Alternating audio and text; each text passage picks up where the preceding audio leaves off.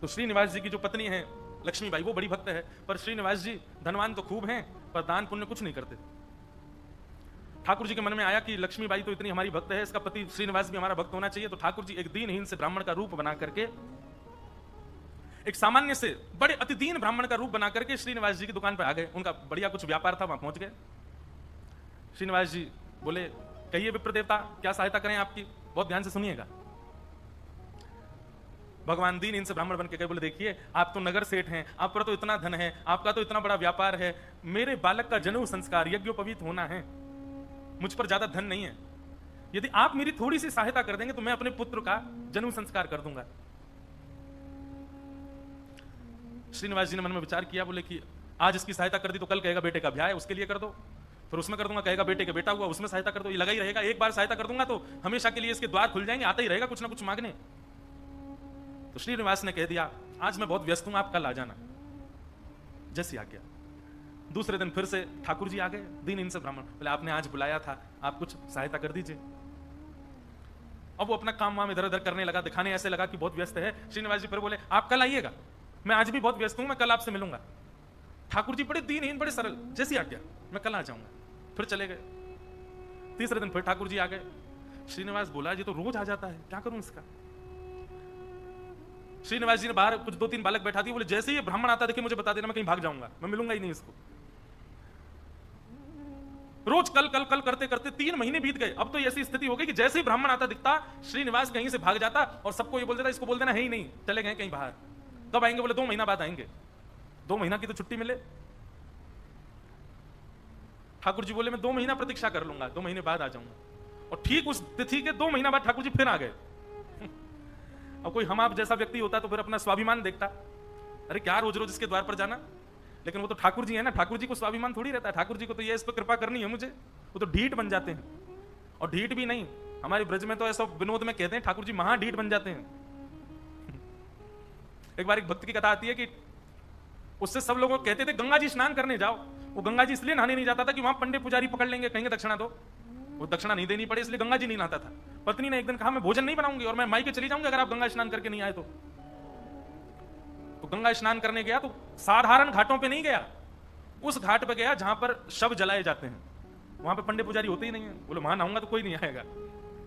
कंजूसों की भी, अच्छा एक और चीज, हमने कई भक्तों के चरित्र देखे, कंजूसों से भी ठाकुर जी की बड़ी मैत्री है। दान पुण्य करने वाले तो ठाकुर जी के हैं ही, लेकिन जो कंजूस होते हैं ना, ठाकुर जी उनका भी पीछे छोड़ते नहीं है, कैसे ना कैसे भी करके उनका पैसा निकलवाते ही हैं।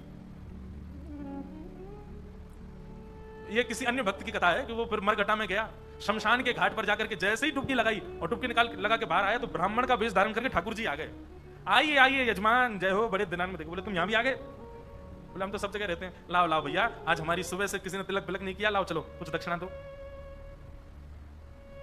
तो कथा बड़ी लंबी है, बड़ी प्रसिद्ध भी है। उसने कहा घर आ जाना, तो ठाकुर जी घर पहुंच गए।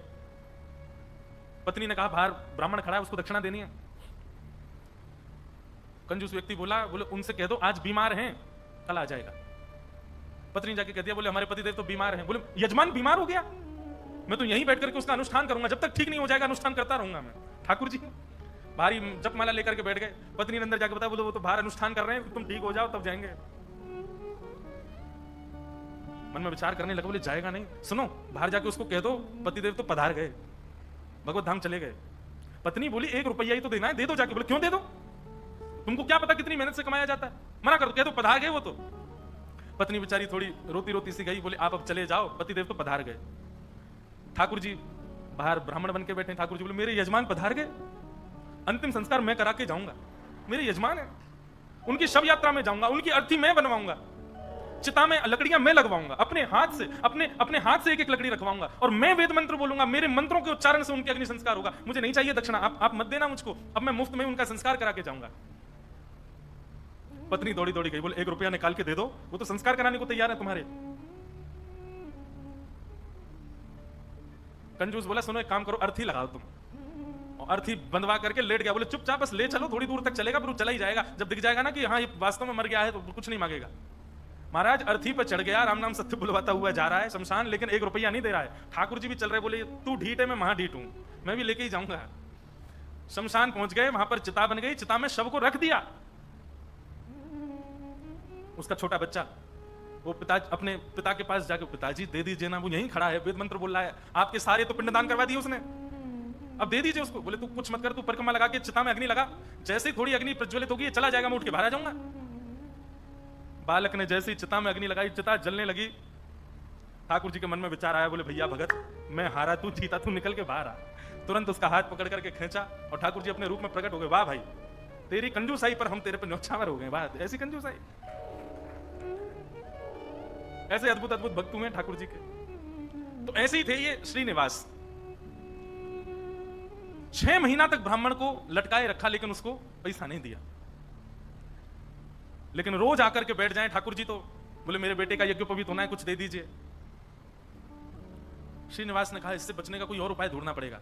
और उसने क्या किया, खोटे सिक्के जो कहीं नहीं चलते, खोटे सिक्के, पुराने सिक्के जो जिनका कहीं अस्तित्व नहीं है, जिनको कोई लेता तक नहीं है, उनकी 2 थैलियां बना करके, 2 पोटलियां बना करके रखी। और आज जैसे ही भगवान आए तो दोनों पोटलियां उनके हाथ में थमा दी। बोले ये लो पैसा, तुमने मांगा मैंने दिया, अब कल से मत आना यहां पर। ठाकुर जी तो सब जानते हैं, अंतर्यामी।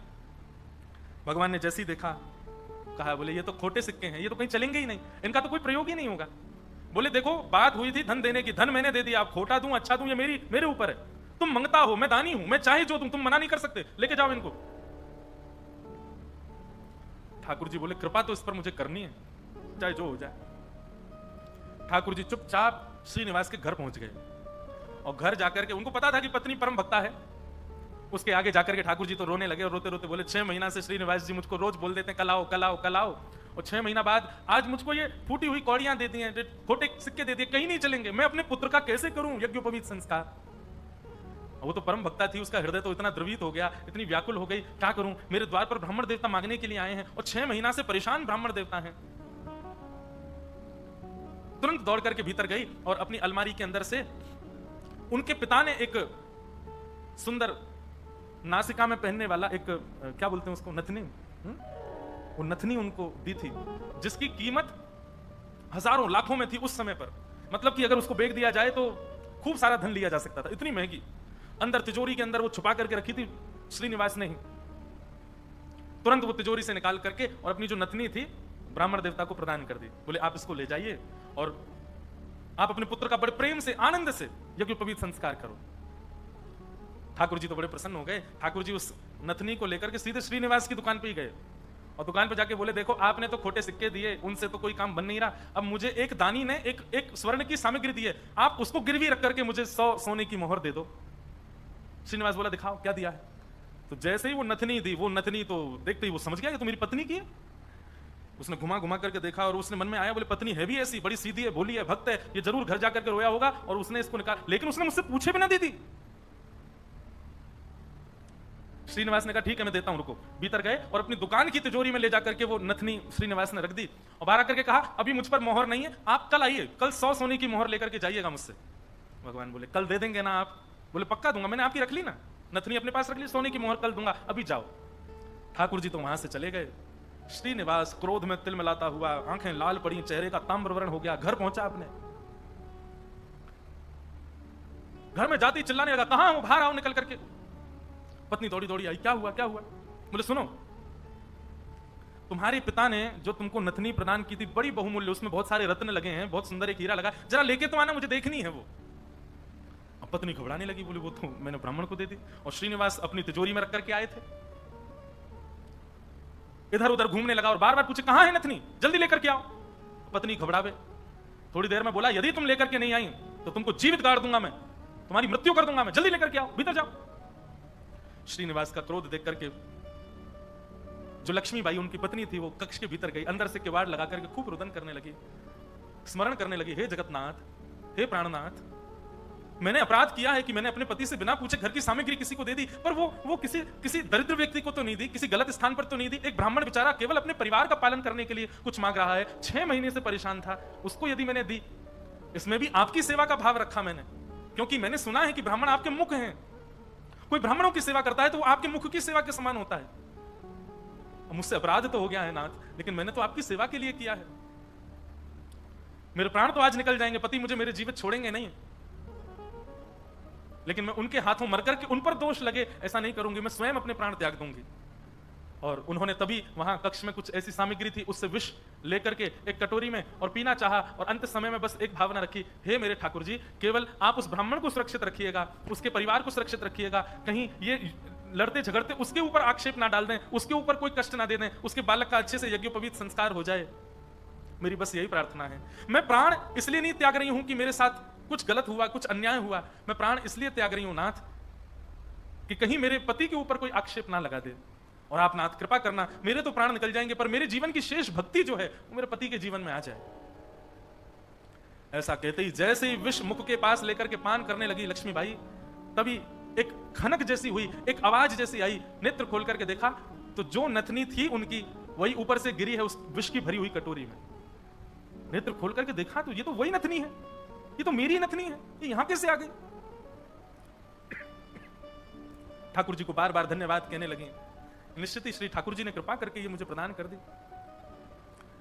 तुरंत उस पात्र को दूर रख करके नथनी हाथ में लेकर के, भगवान पर विश्वास तो उनका था ही, प्रसन्न मुद्रा में द्वार खोल करके बाहर आई और बाहर आकर के श्रीनिवास जी को दिखा दी, लीजिए ये लो नथनी। अब यहां श्रीनिवास का दिमाग घूम गया, बोले नथनी तो मैं अपनी तिजोरी में रख करके आया हूं, ये अंदर से कैसे निकाल के लिए आई? उसने नथनी पकड़ी, बोले ये तुम्हारी है ना? बोले हाँ मेरी है, देखिए ना वही हीरा है, वही रत्न है, वही स्वर्ण है। श्रीनिवास बोला हाँ है तो वही।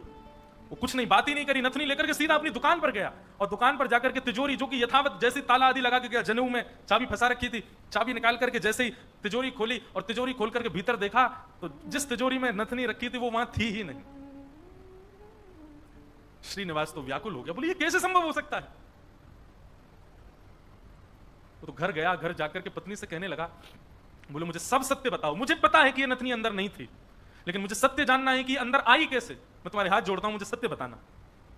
तब पत्नी ने सारा वृत्तांत बताया। बोले एक ब्राह्मण 6 महीने से आपकी दुकान के चक्कर लगा रहे थे, आपने उनको कुछ नहीं दिया, वही मेरे पास आए तो मुझे कुछ नहीं मिला तो मैंने वो नथ उनको प्रदान कर दी, बस मैंने उनको प्रदान की थी। अब आपको कैसे इसका पता चला ये नहीं? तो फिर आगे श्रीनिवास ने बताया, बोले ब्राह्मण मेरे पास आए और मेरे पास आके नथनी को उन्होंने गिरवी रखा, 100 सोने की मोहर मांगी थी, मैंने कल आने के लिए उनको कहा, मैंने तिजोरी में रखी, लेकिन तुम्हारे पास कैसे आई अंदर? पत्नी ने बताया, बोले जब आप बहुत क्रोध करने लगे तो भीतर जाकर के मैं विष पान करने की योजना बना रही थी, और जैसे ही मैंने विष अपने मुख से लगाया तभी खनक करके आवाज आई और जिस पात्र में विष था उसमें नथनी अपने आप आकर के गिर पड़ी। ये बात सुनते ही श्रीनिवास रुदन करने लगे, रोने लगे, और रुदन करते करते उनको वो बार बार ब्राह्मण की छवि दिखाई देने लगी और बार बार उसकी छवि में ठाकुर जी का रूप दिखने लगा। वो स्मृति आने लगी कि जब मैं कह देता था कल आ जाना तो बेचारे ऐसे हाथ जोड़ करके, ठीक है बाबूजी मैं कल आ जाऊंगा, पर कल आप दे देंगे ना मेरे पुत्र का यज्ञोपवीत होना। ये सारी स्मृति श्रीनिवास के चित्त में उठने लगी और ये विश्वास प्रगाढ़ हो गया कि ये सामान्य ब्राह्मण नहीं थे, साक्षात ठाकुर जी थे, और ये ठाकुर जी अनुग्रह करके मुझसे दान कराने के लिए आ रहे थे। अरे दान क्या कराने आ रहे थे? मेरे आगे हाथ जोड़ करके मांगने के लिए आ रहे थे। मैं जप नहीं करता, तप नहीं करता, संध्या नहीं करता, साधना नहीं करता, और मेरे द्वार पर ठाकुर जी आकर के ऐसे खड़े हो जाते थे भिक्षुक के भांति कि कुछ दे दो। मैंने ठाकुर जी को भिक्षुक बनाया, मैंने ठाकुर जी को प्रतीक्षा करवाई, मैंने ठाकुर जी को टालता रहा। अपनी पत्नी के चरण पकड़ लिए, बोले तुम्हारी भक्ति किस योग्यता है? मैं तो घोर नास्तिक हूं, मैंने तो अपने जीवन में कुछ भी अच्छा नहीं किया। ये तुम्हारी भक्ति का प्रभाव कि ठाकुर जी मुझ पर अनुग्रह करने के लिए आ रहे हैं। मैंने ठाकुर जी को टहलाया, मैंने ठाकुर जी से प्रतीक्षा करवाई, मैंने ठाकुर जी को इतना कष्ट दिया इस संपत्ति के लिए, इस धन के लिए। तुरंत हाथ में जल लेकर के, अक्षत लेकर के, दक्षिणा रख करके अपनी पत्नी से कहा तुम भी हाथ रखो, और दोनों ने हाथ में हाथ रख करके अपनी संपूर्ण संपत्ति, जितनी संपत्ति है, दुकान मकान बगान जो कुछ भी था उनके पास में, सबको संकल्पित करके कृष्णार्पणमस्तु, हम सब ठाकुर जी को अर्पित करते हैं। इस संपत्ति के चक्कर में मैंने ठाकुर जी से प्रतीक्षा करवाई, इस संपत्ति के आगे मैंने ठाकुर जी को इतना कष्ट दिया।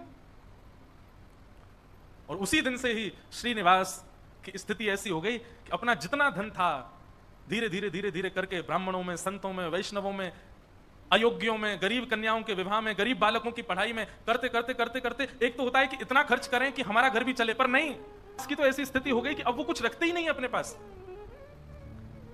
अपनी दुकान भी बेच दी, अपनी सारी संपत्ति बेच दी, एक दिन अपना घर भी बेच दिया। परिवार के लोग धीरे धीरे कोसते कोसते दूर होने लगे। अरे क्या बुद्धि हो गई तुम्हारी, सब बेच दिया, सबको ठाकुर जी की सेवा और ठाकुर जी के जनों की सेवा में लगा दिया। एक फूटी कौड़ी भी अपने पास नहीं रखी। बोले कि नहीं, इसकी वजह से मैंने ठाकुर जी को श्रमित कराया, मैं इसको कैसे रख सकता हूं।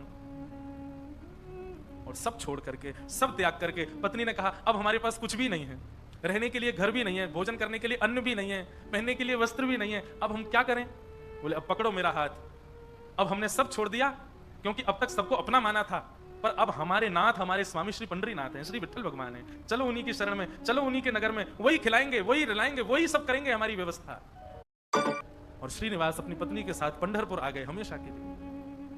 यहां आकर के उन्होंने दिव्य एक संत थे, उनसे गुरु दीक्षा ली, और गुरु दीक्षा लेने के बाद केवल एक ही उनका काम, दिन में जाना और जाकर के श्री पंडरीनाथ भगवान का दर्शन करना और पूरे दिन यहाँ के वैष्णवों का दर्शन, उनकी सेवा करना, यही उनका काम। दीक्षा के बाद गुरुदेव ने उनको दूसरा नाम प्रदान कर दिया। दीक्षा में एक नाम दिया जाता है, और अब तक उनका नाम श्रीनिवास था, अब उनका नाम पुरंदर दास हो गया। श्री पुरंदर दास चंद्रभागा नदी के तट पर बैठे रहते, दिन भर विठ्ठल विठ्ठल विठ्ठल विठ्ठल विठ्ठल बस चिंतन करते और उस स्वरूप का ध्यान करते जो ब्राह्मण रोज अपने हाथ फैला करके दुकान पर आता था। 4 लोगों को बैठ करके बताते कि मेरी दुकान पर कैसे ठाकुर जी आते थे, और मैं नालायक, मैं दुष्ट प्राणी, मैं रोज उनसे कहता था कल आ जाना, कल आ जाना। अरे मैंने कितना बुरा किया, लोग खड़े करके दिखवाता था, दूर से दिख जाते थे तो मैं भाग जाता था। मेरे द्वार पर साक्षात जगन्नाथ आते थे और मैं उनके साथ ऐसी लीला करता था, ऐसा कपट करता था। उस कपट का ही दंड दे रहा हूं खुद को। और उसी स्थिति में रहते रहते रहते रहते श्री पुरंदर दास जी एक कवि के रूप में निर्मित हो गए और ठाकुर जी की सुंदर सुंदर रचनाएं लिखने लगे, सुंदर सुंदर पदावली, सुंदर सुंदर भाव। लेकिन पुरंदर दास जी का यह भाव है कि वो अधिकतर रचनाएं कन्नड़ भाषा में ही लिखते थे और सुंदर रचनाएं करके श्री पंडरीनाथ भगवान को सुनाया करते थे। पंढरपुर आने वाले भक्त पुरंदर दास जी की रचनाएं सुनकर के आनंदित हो जाते थे और श्री पंडरीनाथ भगवान के सन्मुख कीर्तनकार जा जा करके उस रचनाओं को गाया करते थे। इस प्रकार पुरंदर दास जी अपना जीवन शेष समय एक कवि के भांति भगवान लीला चिंतन करते करते उन्होंने ठाकुर जी के श्री चरणों में अपने प्राणों का परित्याग कर दिया। कहने का अभिप्राय, यह देखा जाता है अधिकतर कि घर में यदि माताएं बहनें भक्त स्वरूपा हैं, उनके चित्त में यदि भक्ति है तो उनकी भक्ति का प्रभाव पति पर, पुत्र पर, पिता पर और घर के जो सदस्य हैं उन पर पड़ता है और उन्हीं के भक्ति के प्रभाव से सब सुखी होते हैं। जिस प्रकार लक्ष्मीबाई की भक्ति के प्रभाव से श्रीनिवास परम भक्त हुए और परम भक्त होकर के श्री ठाकुर जी के चरणों को प्राप्त हो गए। ऐसे श्री पुरंदर दास जी को हम बारंबार प्रणाम करते हैं।